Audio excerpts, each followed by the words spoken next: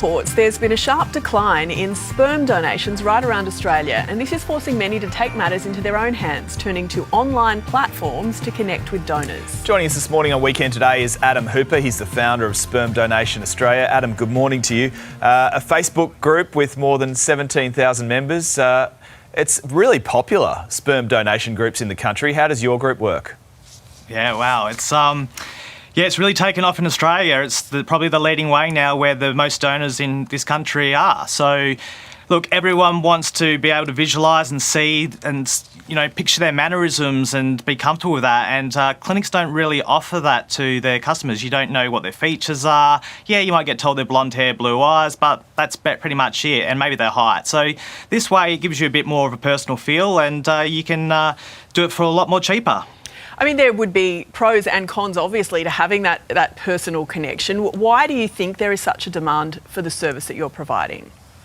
Look, I think it's about education now. We've got a lot of tools out there. We've got the podcast that's got 65 episodes.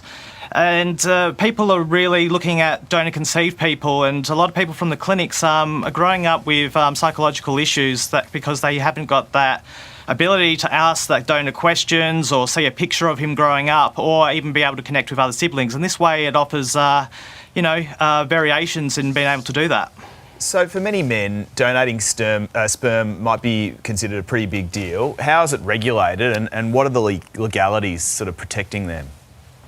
So in the law, in Australia, the laws are pretty good. Artificial insemination, we haven't had a court case in 8 years, so, it allows people to use their real identities, which is great because, we see other countries where it's quite shady, where people are too afraid to use their real identities. So that allows us to create an honest and transparent community.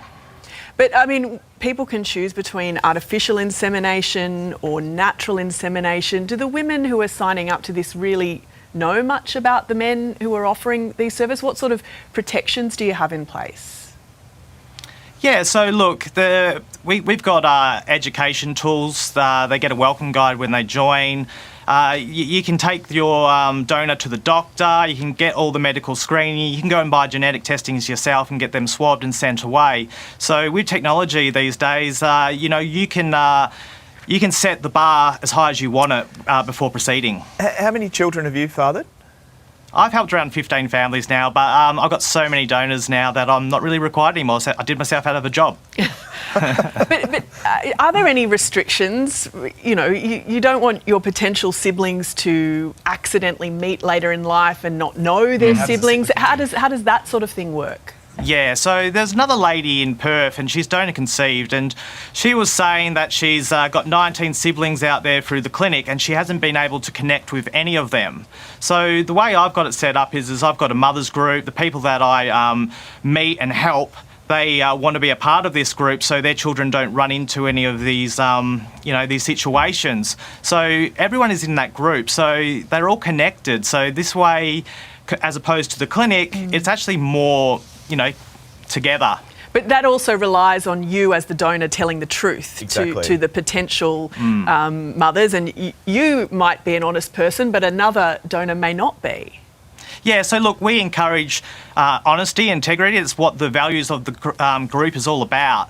And basically, we ban people if they're lying about numbers, and we've just in the midst of launching a birth register now, which will give us a better gain of access of how many people each person's helping and whether or not they're being transparent on those numbers. But in Australia, we haven't really had too many issues that are popping up like this. Well, that's good news. It's intriguing. I know there's lots of people who are desperate to have children. Desperation, right? Yeah. Thanks so much for your time, Adam.